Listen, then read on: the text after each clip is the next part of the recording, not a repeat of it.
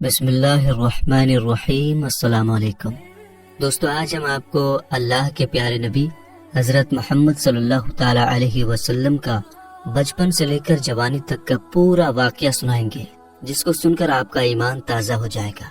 اس لیے آپ سے ریکویسٹ ہے کہ ویڈیو آخر تک ضرور دیکھیے گا۔ دوستو، پہلے عرب کے قبیلوں کا جاہلانہ رواج تھا۔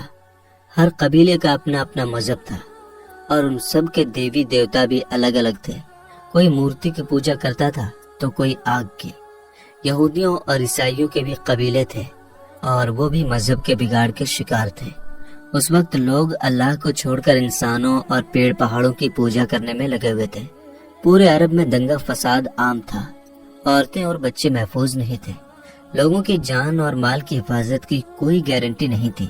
اس اندھیرے دور سے دنیا کو باہر نکالنے کے لیے اللہ نے حضرت محمد صلی اللہ تعالی علیہ وسلم کو اپنا پیغمبر بنا کر اس دنیا میں بھیجا۔ دوستو، حضور صلی اللہ تعالی علیہ وسلم 12 ربیع الاول 571 عیسوی میں پیر کے دن اور صبح صادق یعنی فجر کے وقت مکہ میں پیدا ہوئے۔ آپ کے پیدا ہوتے ہی آپ کے دادا عبد المطلب آپ کو گود میں اٹھا کر کعبہ شریف میں لے گئے، آپ کے لیے دعائیں کی اور آپ کا نام رکھا محمد۔ پوتے کی پیدائش کی خوشی میں آپ کے دادا نے 7ویں دن اپنے قبیلے کے لوگوں کی دعوت کی۔ لوگوں نے آ کر آپ کے دادا سے پوچھا کہ آپ نے ان کا نام محمد کیوں رکھا ہے؟ تو آپ کے دادا نے جواب دیا کہ میں چاہتا ہوں کہ میرے پوتے پر اسلام کا اثر پڑے، اور آپ کی والدہ سیدہ آمنہ نے آپ کا نام احمد رکھا۔ دوستو، پیغمبر حضرت محمد مصطفیٰ صلی اللہ تعالی علیہ وسلم جب پیدا ہوئے تو آپ کی ختنہ پہلے سے ہی کی ہوئی تھی، اور آپ کی آنکھوں میں سرما بھی لگا ہوا تھا، اور آپ کا تمام بدن پاکیزہ تھا۔ جب آپ کے دادا عبد المطلب نے اپنے پوتے کو ختنہ شدہ اور ناف کٹا ہوا پایا تو وہ بہت زیادہ خوش ہوئے اور فرمایا کہ میرا پوتا بڑی نرالی اور بڑی شان والا ہوگا۔ اور یہی نہیں، جب آپ صلی اللہ تعالی علیہ وسلم پیدا ہوئے تو آپ کی مٹھی مبارک بھی بند تھی، مگر شہادت والی انگلی آسمان کی طرف اٹھی ہوئی تھی، اور ایسا لگ رہا تھا جیسے خدا کی وحدانیت کا اقرار کر رہی ہے۔ دوستو، جب حضرت محمد صلی اللہ تعالی علیہ وسلم پیدا ہوئے تو اس وقت عرب میں یہ رواج ہوا کرتا تھا کہ شہر کے بڑے لوگ اپنے بچوں کو دودھ پلوانے کے لیے اور پلنے بڑھنے کے لیے دیہاتوں میں بھیج دیا کرتے تھے، تاکہ گاؤں دیہات کی کھلی ہوا میں رہ کر ان کا بچہ خوب صحت مند بنے۔ کیونکہ دوستو، اس زمانے میں گاؤں دیہات کا موسم شہروں کے مقابلے زیادہ صاف ستھرا اور زیادہ اچھا ہوا کرتا تھا۔ اسی وجہ سے گاؤں دیہات میں پلے بچے زیادہ صحت مند اور موٹے تازے ہوا کرتے تھے۔ دوستو، اسی رواج کے مطابق پیغمبر حضرت محمد صلی اللہ تعالی علیہ وسلم کو بھی مکہ سے دور طائف کے قریب ایک علاقہ ہے جہاں بنی سعد قبیلہ رہتا ہے، وہاں لے جایا گیا اور ایک دائی کو سونپ دیا گیا جس کا نام دائی حلیمہ تھا، اور وہ بنی سعد قبیلے سے تھی، اس لیے ان کو حلیمہ سعدیہ بھی کہا جاتا ہے۔ دوستو، دائی حلیمہ بہت غریب گھرانے سے تھی، اس لیے انہوں نے آپ صلی اللہ تعالی علیہ وسلم کی پرورش کا ذمہ لیا، یہ سوچ کر کہ 2 سال ان کی پرورش کروں گی تو اس کے بدلے میں مجھے کچھ مال مل جائے گا، تاکہ اس سے ان کی زندگی کا گزر بسر اچھی طرح سے ہو سکے۔ دوستو، جیسے ہی حضرت آمنہ نے اپنے پیارے بیٹے حضرت محمد صلی اللہ تعالی علیہ وسلم کو دائی حلیمہ کے حوالے کیا، اور جو ہی دائی حلیمہ نے آپ صلی اللہ تعالی علیہ وسلم کو اپنی گود میں اٹھایا تو اسی وقت سے دائی حلیمہ کی زندگی میں رحمت اور برکت ہونی شروع ہو گئی۔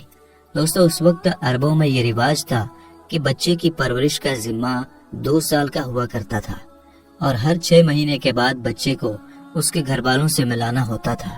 اسی رواج کے مطابق دائی حلیمہ بھی 6 مہینے کے بعد پیغمبر حضرت محمد صلی اللہ تعالی علیہ وسلم کو ان کی ماں سے ملانے کے لیے مکہ پہنچی۔ ان کے ساتھ ان کا شوہر حارث اور ان کا ایک چھوٹا بچہ بھی تھا جو ان کی گود میں تھا۔ وہ بچہ بھوک سے رو رہا تھا کیونکہ حلیمہ بہت کمزور تھی اور کھانے پینے کی کمی بھی تھی، اس وجہ سے دائی حلیمہ دودھ نہیں پلا پا رہی تھی۔ لیکن جیسے ہی انہوں نے اللہ کے پیغمبر حضرت محمد صلی اللہ تعالی علیہ وسلم کو اپنی گود میں اٹھایا اور ان کو دودھ پلانا شروع کیا تو پیغمبر حضرت محمد صلی اللہ تعالی علیہ وسلم نے خوب سیر ہو کر دودھ پیا، اور آپ صلی اللہ تعالی علیہ وسلم کے دودھ پی لینے کے بعد دائی حلیمہ نے اپنے معصوم بچے کو بھی خوب دودھ پلایا۔ یہ دیکھ کر حلیمہ پریشان ہو گئی کہ یہ کیا معاملہ ہوا۔ وہ جب مکہ آ رہی تھی تو ان کے پاس دودھ نہیں تھا، مگر جب سے یہ بچہ ان کی گود میں آیا ہے تب سے اللہ کی طرف سے خاص رحمتوں کا آنا شروع ہو گیا ہے۔ دوستو اس کے بعد دائی حلیمہ اپنے شوہر حارث اور اپنے بچے اور پیغمبر حضرت محمد صلی اللہ تعالی علیہ وسلم کے ساتھ ایک دبلی پتلی سی اونٹنی پر سوار ہو گئی۔ وہ اونٹنی جب بنی سعد کے قبیلے سے نکل کر مکہ کی طرف آئی تھی تو وہ بہت سستی سے چلتی ہوئی مکہ پہنچی تھی، لیکن اب معاملہ یہ ہوا کہ دائی حلیمہ کی اونٹنی سب سے آگے چل رہی تھی۔ دائی حلیمہ کی سہیلیوں نے اپنی آنکھوں سے دیکھا کہ دائی حلیمہ کی یہ وہی اونٹنی تھی جو مکہ میں بڑی سستی سے آئی تھی۔ اب اس اونٹنی کو آخر کیا ہو گیا کہ وہ اب بڑی رفتار سے چل رہی تھی۔ دوستو یہ نظارہ دیکھ کر دائی حلیمہ کی سہیلیاں کہنے لگیں، حلیمہ ہم پر رحم کرو، دھیرے چلو، کیا یہ وہی اونٹنی ہے جس پر تم مکہ آئی تھی؟ تو یہ سن کر دائی حلیمہ کہنے لگی کہ جب سے یہ بچہ میری گود میں آیا ہے تب سے معلوم نہیں عجیب عجیب سی واقعے میرے ساتھ ہونے لگے ہیں۔ دوستو اس کے بعد دائی حلیمہ کی زندگی میں رحمتوں اور برکتوں کا سلسلہ چلتا رہا، اور ایسے کرتے کرتے 2 سال پورے ہونے کو آ گئے، یعنی کہ بچے کی پرورش کا ذمہ پورا ہونے کو آ گیا۔ جو ایگریمنٹ ہوا تھا وہ پورا ہو رہا تھا۔ خیر اور برکتوں کا سلسلہ دائی حلیمہ نے ان 2 سالوں میں اپنی زندگی میں خوب دیکھا۔ اس وجہ سے ان کا دل نہیں چاہ رہا تھا کہ وہ اس نورانی بچے کو واپس اس کے گھر والوں کو سونپ دے، مگر دستور کے مطابق 2 سال کے بعد اس کو واپس سونپنا ہی تھا۔ اس لیے 2 سال کے بعد دائی حلیمہ پیغمبر حضرت محمد صلی اللہ تعالی علیہ وسلم کو اپنے ساتھ لے کر مکہ کی طرف نکل پڑی۔ جب وہ مکہ میں پہنچی تو حضرت آمنہ سے کہنے لگی کہ آپ کا بچہ بڑا ہی برکتوں اور رحمتوں والا بچہ ہے۔ جب سے یہ بچہ میری گود میں آیا ہے تب سے میری تو زندگی ہی بدل گئی ہے، میری زندگی میں برکتوں رحمتوں کا دور شروع ہو گیا ہے۔ اس لیے میری آپ سے گزارش ہے کہ آپ تھوڑے دن اس بچے کو میرے پاس رہنے دیں، میں تھوڑے دن اس کی پرورش کرنا چاہتی ہوں۔ تو یہ سن کر حضرت آمنہ نے پہلے تو انکار کر دیا، مگر دائی حلیمہ کے بار بار کہنے پر حضرت آمنہ تیار ہو گئی اور کہنے لگی کہ تھوڑے دن اور اپنے پاس رکھ لو، پھر واپس آ کر مجھے دے جانا۔ اس طرح سے دائی حلیمہ آپ صلی اللہ تعالی علیہ وسلم کو واپس اپنے ساتھ لے گئی۔ دوستو ایسے کرتے کرتے پیغمبر حضرت محمد صلی اللہ تعالی علیہ وسلم کی عمر مبارک 4 سال کی ہو گئی۔ جب آپ کی عمر مبارک 4 سال کی ہوئی تو ایک دن آپ دائی حلیمہ کے گھر کے باہر کچھ بچوں کے ساتھ کھیل رہے تھے۔ ان میں حلیمہ سعدیہ کا ایک بیٹا جو پیغمبر حضرت محمد صلی اللہ تعالی علیہ وسلم کا دودھ شریک بھائی بھی تھا، وہ سب کھیل رہے تھے کہ اچانک آپ زمین پر گر گئے اور آپ کے چہرے اور جسم کا رنگ پوری طرح سے بدل گیا۔ دوستو اتہاس کی کتابوں میں ہے کہ اس وقت حضرت جبریل علیہ السلام پہلی بار پیغمبر حضرت محمد صلی اللہ تعالی علیہ وسلم سے ملنے آئے تھے۔ جیسے ہی حضرت جبریل آپ کے پاس آئے تو آپ کو زمین پر لٹا کر آپ کے سینے کو چاک کر دیا، یعنی کہ آپ کے سینے کو چیر دیا اور آپ کے دل کو باہر نکال لیا۔ اس کے بعد آپ کے دل کو زمزم کے پانی سے دھویا اور آپ کے دل پر جو ایک کالے رنگ کا چھوٹا سا لوتھڑا تھا اس کو ہٹا دیا اور یہ کہا کہ آج سے شیطان کے حصے کو دور کر دیا، اور اس کے بعد آپ کے دل کو واپس آپ کے سینے میں رکھ دیا۔ دوستو ادھر یہ دیکھ کر آپ کے ساتھ کھیل رہے بچے گھبرا گئے کہ آپ کو کیا ہو گیا، اس لیے وہ دوڑے دوڑے دائی حلیمہ کے پاس پہنچ گئے اور کہنے لگے کہ محمد کا کسی نے قتل کر دیا ہے۔ تو یہ سن کر دائی حلیمہ بہت گھبرا گئی اور پریشان ہو اٹھی اور بھاگتی ہوئی سوچنے لگی کہ مجھے 2 سال کے بعد ہی اس کو اس کی ماں کو دے دینا چاہیے تھا، اب اس کی ماں کو میں کیا منہ دکھاؤں گی۔ یہ سوچتے ہوئے دائی حلیمہ بھاگتی ہوئی آپ تک پہنچی تو حلیمہ نے دیکھا کہ آپ کا جسم کا رنگ بدلا ہوا ہے، مگر تھوڑی دیر کے بعد آپ کو ہوش آ گیا۔ یہ دیکھ کر حلیمہ کی جان میں جان آئی اور کہنے لگی اب اس کو اور نہیں رکھوں گی اپنے پاس۔ اس کے بعد دائی حلیمہ مکہ پہنچی اور پیغمبر محمد صلی اللہ تعالی علیہ وسلم کو حضرت آمنہ کے حوالے کر دیا۔ دوستو اس کے بعد 4 سال کی عمر کے بعد آپ اپنی ماں حضرت آمنہ کے پاس رہنے لگے۔ اس کے بعد زندگی کے دن بیتتے چلے گئے۔ سن 575 یا 576 میں جب آپ کی عمر 5 اور 6 سال کے بیچ ہوئی تب آپ اپنی ماں حضرت آمنہ کے ساتھ اور اپنے دادا عبد المطلب کے ساتھ مدینہ کی طرف نکلے۔ مدینہ میں آپ کے لیے 2 خاص باتیں تھیں۔ ایک تو یہ کہ مدینہ میں آپ کے والد حضرت عبداللہ کی قبر مبارک تھی، اور دوسری بات یہ تھی کہ مدینہ میں آپ کے دادا عبد المطلب کا ننھال بھی تھا۔ دوستو، اس زمانے میں سفر 1 مہینے یا 1.5 مہینے کا ہوا کرتا تھا، اس لیے آپ کا یہ سفر بھی تقریباً مہینے بھر کا تھا۔ 1 مہینے کے بعد جب آپ پلٹ کر واپس مکہ کی طرف آ رہے تھے تو آپ کی زندگی میں جو واقعہ پیش آیا اسے دیکھ کر آپ کے دادا عبد المطلب بھی رونے لگے۔ اللہ کے پیغمبر حضرت محمد صلی اللہ تعالی علیہ وسلم کو اپنے بچپن کی عمر میں ہی آپ کو دوسرا بڑا جھٹکا لگا اور اللہ نے آپ کو ایک اور آزمائش میں ڈال دیا۔ دوستو، ہوا یہ کہ آپ جب 1 مہینے کے بعد مدینہ سے واپس مکہ آ رہے تھے تو راستے میں ہی آپ کی والدہ حضرت آمنہ کی طبیعت بگڑ گئی اور وہ بری طرح سے بیمار پڑ گئی، اور اس کے بعد ان کا انتقال ہو گیا۔ مکہ اور مدینہ کے بیچ الابوا نام کی ایک جگہ ہے، وہیں پر حضرت آمنہ کو دفن کیا گیا، اور اس طرح سے آپ 6 سال کی عمر میں ہی یتیم ہو گئے۔ آپ کی اس حالت کو دیکھ کر آپ کے دادا عبد المطلب بہت پریشان ہوئے اور وہ رونے لگے۔ ایک تو یہ کہ آپ کی پیدائش کے کچھ دن پہلے آپ کے والد حضرت عبداللہ کا انتقال ہو گیا تھا، اور اب دوسرا جھٹکا یہ لگا کہ آپ کی عمر ابھی 6 سال کی بھی نہیں ہوئی تھی کہ آپ کی والدہ کا بھی انتقال ہو گیا۔ یہ دیکھ کر آپ کے دادا عبد المطلب کو بہت دکھ ہوا، مگر وہ بھی کیا کرتے ہیں، ایک دن تو سب کو مرنا ہے۔ اس کے بعد آپ کے دادا عبد المطلب نے آپ کو اپنی گود میں اٹھایا اور مکہ کی اور چل پڑے، اس فکر کے ساتھ، اس سوچ کے ساتھ کہ آخر اس معصوم سے بچے کے ساتھ ایسا کیوں ہو رہا ہے۔ دوستو، آپ ذرا سوچ کر دیکھیے کہ ان بچوں پر کیا بیتتی ہوگی جو بچپن میں ہی یتیم ہو جاتے ہیں، جن کے والد اور والدہ کا انتقال بچپن میں ہی ہو جاتا ہے۔ اس کے بعد ایسے بچوں کو لوگ دھتکار بھری نظروں سے دیکھتے ہیں، پھر ایسے بچوں کے ساتھ اچھا برتاؤ بھی نہیں کیا جاتا۔ مگر آپ کے ساتھ اللہ کی مدد تھی، جیسا کہ اللہ نے خود قرآن پاک میں ارشاد فرمایا ہے کہ آپ کے یتیم ہونے پر اللہ کی مدد آپ کے ساتھ تھی، اسی وجہ سے آپ کے ساتھ اچھا معاملہ پیش آیا اور اللہ نے آپ کو سہارا دیا۔ دوستو، اس کے بعد آپ کے دادا عبد المطلب آپ کو غم کے ساتھ لے کر مکہ میں پہنچے۔ آپ کے گھر کے اندر غم کا ماحول تھا۔ ابو طالب جو آپ کے چچا تھے وہ آپ کو اس حالت میں دیکھ کر رونے لگے۔ ابو طالب آپ کو بہت چاہتے تھے، اور عبد المطلب بھی اپنے بیٹوں سے زیادہ اور اپنے پوتوں سے زیادہ پیغمبر حضرت محمد صلی اللہ تعالی علیہ وسلم کو چاہتے تھے۔ دوستو، ہم آپ کو بتا دیں کہ عبد المطلب وہ شخص تھے جو قریش کے بہت بڑے سردار تھے، ان کی لوگ سب سے زیادہ عزت کیا کرتے تھے۔ کعبہ کی چھاؤں میں ان کے لیے ایک خاص فرش بچھایا جاتا تھا جس پر صرف وہی اکیلے بیٹھتے تھے، کسی دوسرے کو اس پر بیٹھنے کی اجازت نہیں ہوتی تھی۔ اللہ کے پیغمبر حضرت محمد صلی اللہ تعالی علیہ وسلم ابھی چھوٹے تھے، کھیلتے کھیلتے وہاں پر آ جایا کرتے تھے اور آ کر اس پر بیٹھ جایا کرتے تھے، اور حضرت عبد المطلب کے ساتھ ہی آگے آتے تاکہ ان کو اٹھا کر وہاں سے الگ بٹھا دیا جائے، لیکن عبد المطلب ان کو روکتے تھے اور کہتے تھے کہ یہ میرا پوتا ہے اور اسے بیٹھنے دو۔ پھر آپ کے دادا آپ کے سر پر اور آپ کی پیٹھ پر ہاتھ پھیرتے اور آپ کو اپنے پاس بٹھا لیتے تھے۔ دوستو، کہنے کا مطلب یہ ہے کہ آپ کے دادا عبد المطلب کے دل میں آپ کے لیے محبت کوٹ کوٹ کر بھری ہوئی تھی۔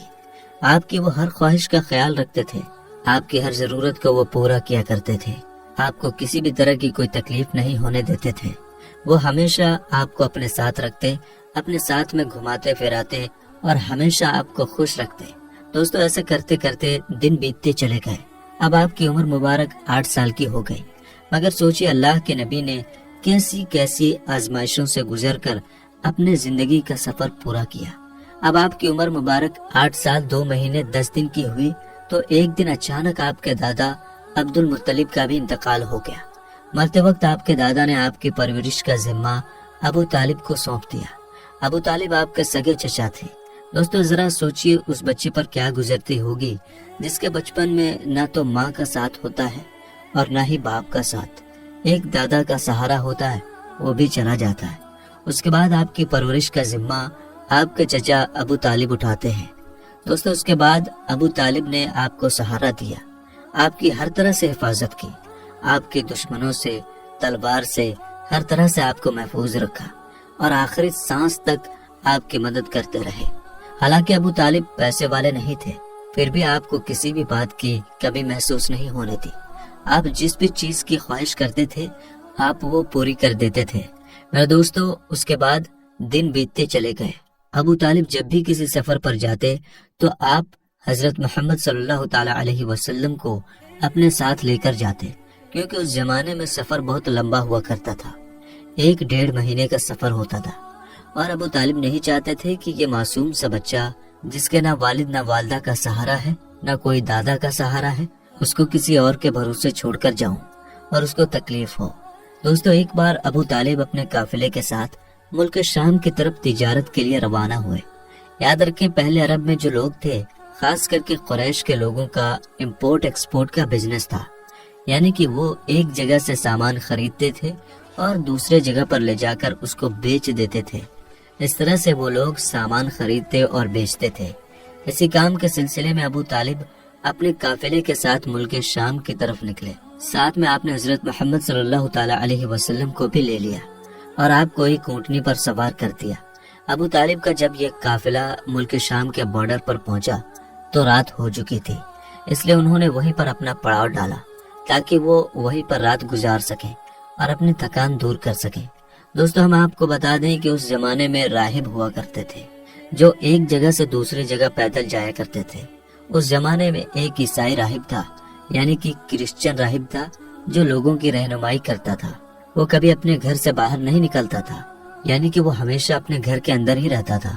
جب اس کو معلوم چلا کہ ان کے سامنے کسی نے پڑاؤ ڈالا ہے تو وہ دوڑتا ہوا ان کے پاس آیا اور پیغمبر حضرت محمد صلی اللہ تعالی علیہ وسلم کو لے لیا اور ابو طالب سے کہنے لگا کہ یہ بچہ ساری دنیا کا سردار بن کر آیا ہے۔ اس کی یہ بات سن کر ابو طالب حیران ہوئے اور پوچھنے لگے کہ تمہیں کیسے پتا؟ تم کو کس نے بتایا ہے کہ یہ بچہ ساری دنیا کا سردار بن کر آیا ہے؟ تو اس راہب نے کہا کہ جب تم اس گھاٹی سے ادھر اس گھاٹی میں آ چکے تھے تو اس گھاٹی میں ایسا کوئی بھی درخت اور پتھر نہیں تھا جو اس بچے کو دیکھ کر نہ جھکا ہو، اور پتھر اور درخت صرف انہی لوگوں کے آگے جھکتا ہے جس کو اللہ اپنا پیغمبر بنا کر بھیجتا ہے۔ اس کے بعد وہ کہنے لگا، تم اس بچے کو ملک کے ساتھ ساتھ لے کر مت جانا، کیونکہ آگے یہودیوں سے ان کو خطرہ ہے، کہیں وہ اس کا قتل نہ کر دیں، اور میں اس بچے کو اچھی طرح سے پہچانتا ہوں کیونکہ تورات اور انجیل میں ان کے رسول ہونے کا ذکر آیا ہے، اور میں اس بچے کو اچھی طرح سے پہچانتا ہوں۔ ان کی پیٹھ کے نیچے ایک سیب کی طرح جو نبوت کی مہر لگی ہے، اس مہر سے بھی میں ان کو پہچانتا ہوں، لہٰذا تم انہیں ملک شام لے کر مت جانا۔ دوستو، اب ابو طالب کو اس راہب کی باتوں پر یقین آ چکا تھا کہ وہ جو کہہ رہا ہے بالکل سچ کہہ رہا ہے۔ اس کے بعد ابو طالب نے کسی شخص کے ذریعے سے پیغمبر محمد صلی اللہ تعالی علیہ وسلم کو واپس مکہ میں پہنچا دیا، کیونکہ ابو طالب کو اب یہ معلوم ہو چکا تھا کہ یہ جو بچہ ہے یہ کوئی معمولی بچہ نہیں ہے، یہ بچہ خاص مرتبے والا بچہ ہے۔ اس کے بعد ابو طالب آپ کی پرورش اور آپ کی حفاظت کے معاملے میں اور زیادہ چوکنا ہو گئے اور آپ کی ہر طرح سے حفاظت کرنے لگے۔ اس کے بعد جب آپ جوان ہو گئے تو آپ صلی اللہ تعالی علیہ وسلم کی سچائی اور ایمانداری کو دیکھ کر ایک بار حضرت خدیجہ رضی اللہ تعالی عنہا نے آپ کو اپنا مال دے کر شام میں تجارت کے لیے بھیجا اور ساتھ میں اپنے ایک غلام کو بھی لگا دیا۔ اللہ کے فضل و کرم سے تجارت میں بہت فائدہ ہوا۔ حضرت خدیجہ کے غلام جن کا نام مسیرہ تھا، انہوں نے بھی آپ کی ایمانداری اور اچھے اخلاق کی خوب تعریف کی۔ یہ دیکھ کر حضرت خدیجہ آپ کی طرف مائل ہوئے، یعنی کہ حضرت خدیجہ آپ صلی اللہ تعالی علیہ وسلم سے بہت پربھاوت ہوئی، اور اس کے بعد آپ نے خود ہی پیغمبر محمد صلی اللہ تعالی علیہ وسلم کو نکاح کرنے کا پیغام بھیجا۔ دوستو، ہم آپ کو بتا دیں کہ حضرت خدیجہ رضی اللہ تعالی عنہا عرب میں ایک کامیاب بزنس وومن تھی، اور اپنے ویاپار سے ہوئی کمائی کو حضرت خدیجہ غریب، اناتھ، ودوا اور بیماروں میں بانٹا کرتی تھی۔ انہوں نے انگنت غریب لڑکیوں کی شادی کا خرچہ بھی اٹھایا تھا، اور اس طرح ایک بے حد نیک اور سب کی مدد کرنے والی عورت کے روپ میں اسلام میں ہی نہیں بلکہ پوری دنیا کے اتہاس میں ان کا بڑا یوگدان رہا ہے۔ یعنی کہ حضرت خدیجہ ہمیشہ غریب لوگوں کی اناج اور کپڑوں سے مدد کیا کرتی تھی۔ حضرت خدیجہ مورتیوں میں وشواس نہیں کرتی تھی اور نہ ہی ان کی پوجا کرتی تھی۔ دوستو، ہم آپ کو یہ بھی بتا دیں کہ حضرت خدیجہ کی پیغمبر محمد صلی اللہ تعالی علیہ وسلم کے ساتھ شادی ہونے سے پہلے 2 شادیاں ہو چکی تھیں، اور ان کے اپنے پہلے دونوں شوہروں سے بچے بھی تھے۔ انہوں نے اپنا پہلا نکاح ابو حالہ سے کیا تھا، جن سے ان کو 2 بیٹی ہوئی تھی، مگر اس کے بعد ابو حالہ یعنی کہ ان کے پہلے شوہر کی موت ہو گئی، اور اس کے بعد حضرت خدیجہ نے دوسری شادی عتیق ابن زید کے ساتھ کی، جن سے ان کو ایک بیٹی ہوئی، مگر یہ بھی تھوڑے دنوں کے بعد اس دنیا سے چل بسے اور یہ پھر سے بیوہ ہو گئی۔ ان کے بعد عرب کے بڑے بڑے تاجداروں نے، سرداروں نے خدیجہ کے ساتھ شادی کی پیشکش کی، مگر حضرت خدیجہ راضی نہ ہوئے، یہاں تک کہ اللہ تعالیٰ نے آپ کو پیغمبر محمد صلی اللہ تعالیٰ علیہ وسلم کی طرف مائل کر دیا۔ دوستو، اس کے بعد حضرت خدیجہ نے پیغمبر محمد صلی اللہ تعالیٰ علیہ وسلم کی ایمانداری اور تجارتی سفر کو دیکھ کر تیسرے نکاح کا پیغام آپ نے خود ہی اپنی ایک خاص سہیلی جس کا نام نفیسہ تھا، اس کے ذریعے آپ نے پیغمبر محمد صلی اللہ تعالیٰ علیہ وسلم کے پاس نکاح کا پیغام بھیجا۔ تو یہ سن کر پیغمبر حضرت محمد صلی اللہ تعالیٰ علیہ وسلم نے یہ کہہ کر انکار کر دیا کہ وہ اس کے بارے میں پہلے اپنے چچا ابو طالب اور اپنی چاچی سے بات کریں گے، اس کے بعد میں ہی وہ اس کے بارے میں آپ کو بتائیں گے۔ دوستو، اس کے بعد پیغمبر حضرت محمد صلی اللہ تعالیٰ علیہ وسلم نے اس پیغام کے بارے میں اپنے چچا ابو طالب سے بات کی، یعنی کہ ان کو اس پیغام کے بارے میں بتایا۔ تو یہ سن کر آپ کا چچا ابو طالب بہت زیادہ خوش ہوئے اور نکاح کروانے کے لیے راضی ہو گئے اور آپ کو اجازت دے دی۔ آپ کے چچا حضرت حمزہ نے خدیجہ کے چچا عمر بن سعود سے رسول اللہ صلی اللہ تعالیٰ علیہ وسلم کے ولی یعنی کہ بڑے ہونے کی حیثیت سے بات چیت کی، اور 20 اونٹنی مہر یعنی کہ نکاح کے وقت عورت یا بیوی کو دی جانے والی رقم یا جو آپ کی حیثیت میں ہو، یہ دے کر آپ کے چاچا ابو طالب نے آپ کا نکاح پڑھا دیا۔ دوستو، اس کے بعد حضرت خدیجہ اور پیغمبر محمد صلی اللہ تعالیٰ علیہ وسلم کے نکاح کا خطبہ آپ کے چاچا ابو طالب نے پڑھا، اس میں اللہ کی حمد و ثنا کی گئی۔ اس کے بعد قبول نامہ ہوا اور مہر بیان کیا گیا، مہر میں 20 اونٹنی لکھی گئی۔ دوستو، یہ ملک شام کی واپسی کے 2 مہینے کے بعد کی بات ہے۔ اس وقت آپ کی عمر 25 سال کی تھی اور حضرت خدیجہ کی عمر 40 سال تھی۔ حضرت خدیجہ آپ کی پہلی بیوی تھی۔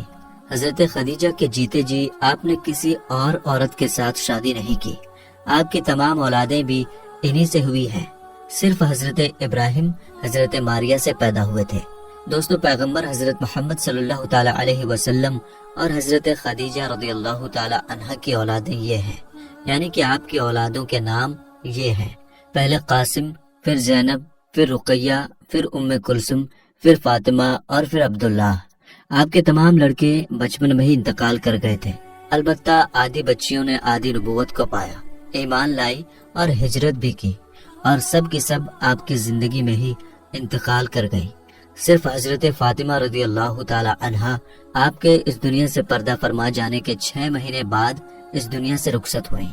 حضرت خدیجہ رضی اللہ تعالی عنہا آپ کی پہلی بیوی ہیں۔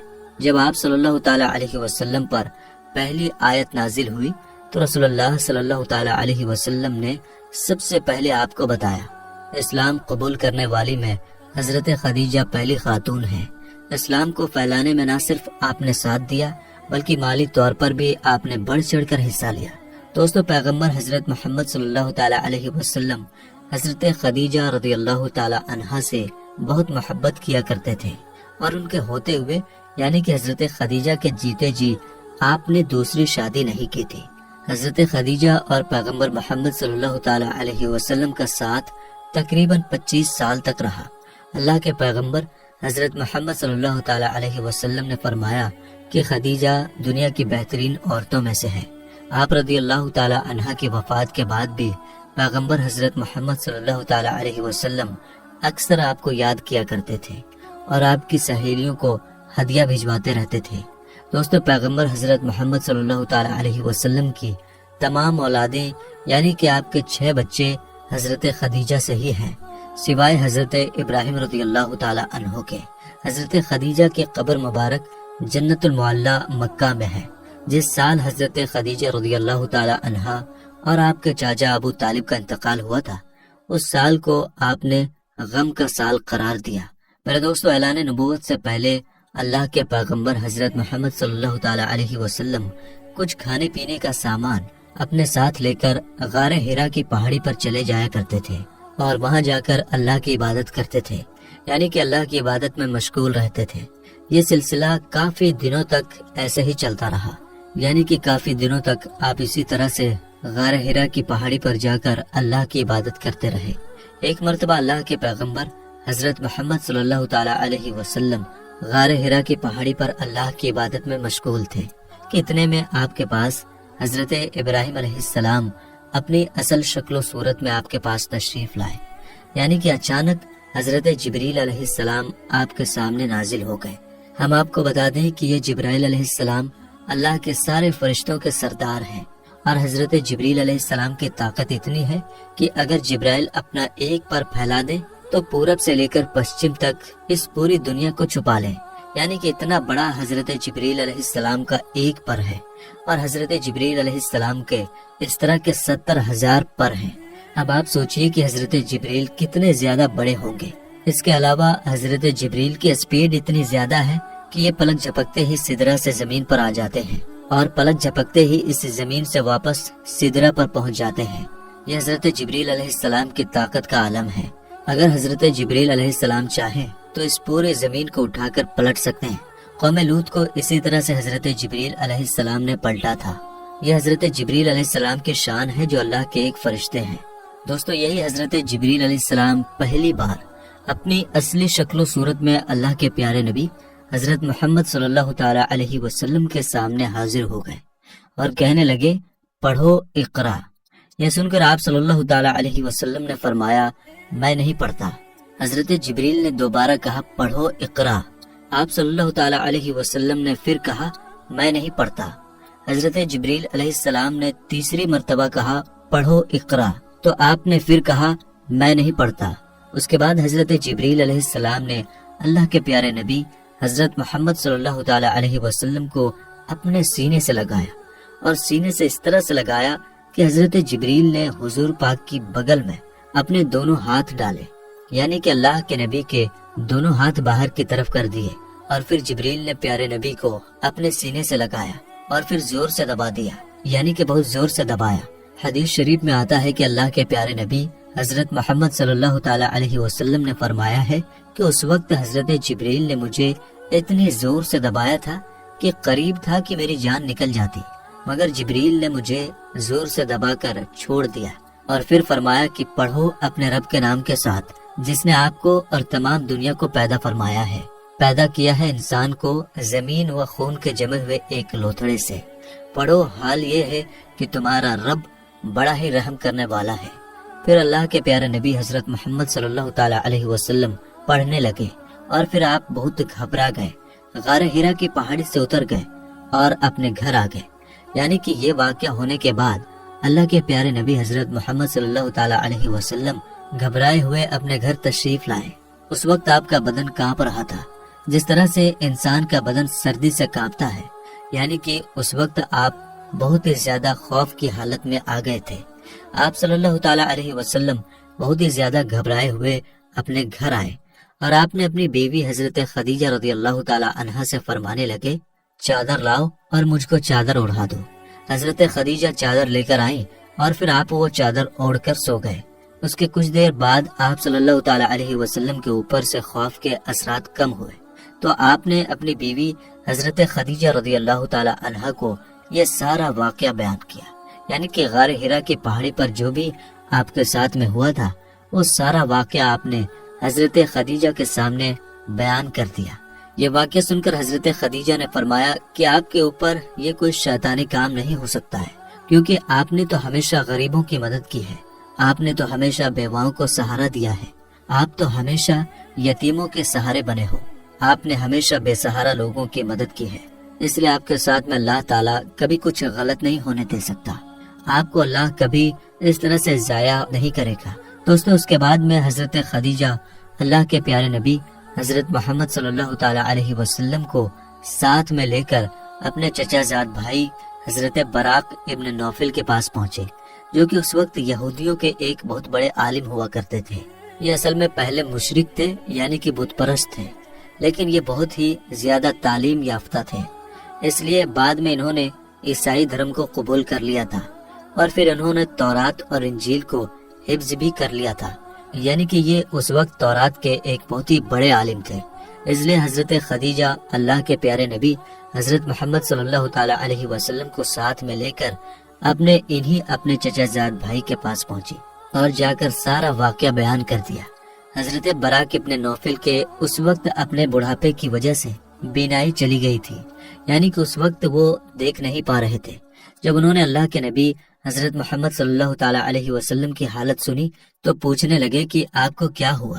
تو آپ صلی اللہ تعالی علیہ وسلم نے فرمایا کہ میں غار حرا کی پہاڑی پر اللہ کی عبادت میں مشغول تھا، اتنے میں میرے پاس اس طرح سے ایک بہت بڑا شخص اچانک میرے سامنے آ گیا اور پھر کہنے لگا کہ پڑھو۔ جب میں نے نہیں پڑھا تو اس نے پھر اپنے سینے سے لگا کر مجھ کو بہت ہی زور سے دبایا، پھر میں نے پڑھنا شروع کر دیا۔ اب دوستو، جیسا کہ ہم نے آپ کو پہلے بتایا کہ حضرت براق ابن نوفل اس وقت کی تورات اور انجیل کے ایک بہت بڑے عالم تھے، اس لیے وہ اللہ کے آخری نبی کے آنے کی تمام نشانیوں کے بارے میں اچھی طرح سے جانتے تھے۔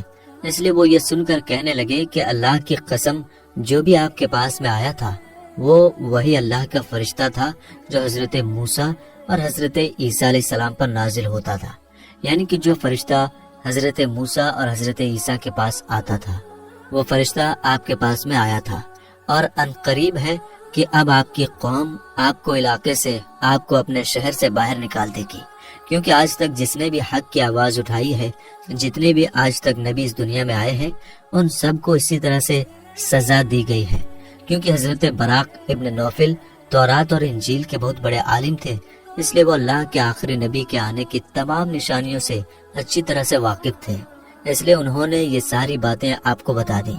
اور انہوں نے اس سے پہلے حضرت خدیجہ سے بھی یہ سن چکے تھے کہ وہ پیغمبر حضرت محمد صلی اللہ تعالی علیہ وسلم سے نکاح بھی اس لیے کیا تھا کہ آپ سچے ہیں، آپ امانت دار ہیں۔ یہ ساری باتیں بتا کر پھر حضرت براق ابن نوفل فرمانے لگے، اگر میں اس وقت تک زندہ رہا تو میں تمہاری ضرور مدد کروں گا۔ اس کے بعد یہ سن کر وہیں پر حضرت خدیجہ نے آپ کا پہلا کلمہ پڑھ لیا، یعنی کہ حضرت خدیجہ پہلی خاتون تھی جو آپ پر ایمان لے آئی، اور دوسرے حضرت براق ابن نوفل تھے جس نے آپ صلی اللہ تعالی علیہ وسلم کی تصدیق کی، یعنی آپ کے بارے میں بتایا، یعنی کہ دوسرا کلمہ انہوں نے پڑھا۔ تو میرے دوستو، آگے کا واقعہ انشاءاللہ ہم اپلوڈ کریں گے، اس لیے چینل کو ضرور سبسکرائب کر لیجیے گا۔ ملیں گے انشاءاللہ تعالی اگلی ویڈیو میں۔ السلام علیکم، اللہ حافظ۔